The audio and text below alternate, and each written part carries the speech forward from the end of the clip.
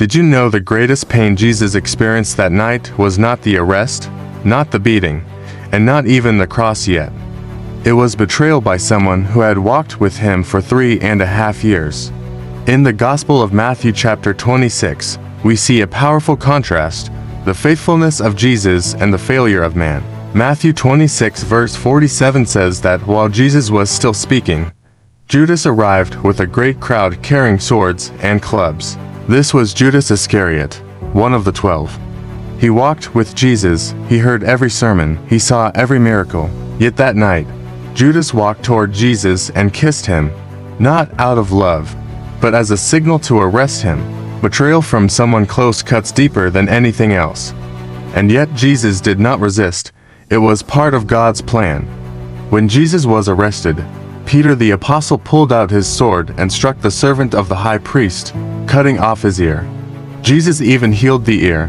Then he said, "Do you think I cannot ask my Father, and he will send more than 12 legions of angels?" Jesus was allowing himself to be arrested because the scriptures had to be fulfilled. He acted according to God's purpose. Peter was bold and passionate, but his natural strength could not stand the pressure. Later, we see a completely different Peter.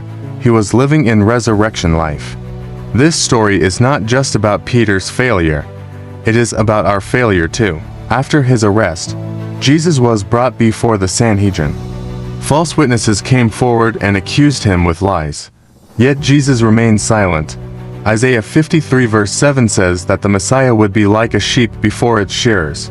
Silent. Finally, Caiaphas asked, "Tell us if you are the Christ, the Son of God."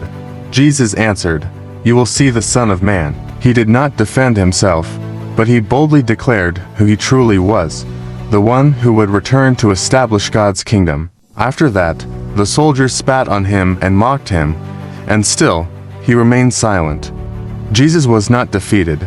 He was victorious. While Jesus was being judged inside, Peter was outside in the courtyard. A servant girl said, "You were with Jesus." Peter denied it.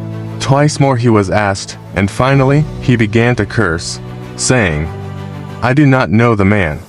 Then the rooster crowed. Peter remembered the words of Jesus, went out, and wept bitterly.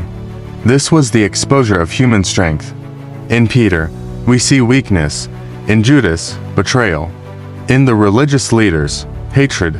But in Jesus, we see perfect faithfulness. We cannot follow Christ by our natural strength. We need a new life, the life of Jesus himself. The good news is this: Peter failed, but he was forgiven and restored. That means there is still hope for us. This message is based on spiritual materials found at lsm.org. If this encouraged you, don't forget to like, share, and subscribe. Comment below.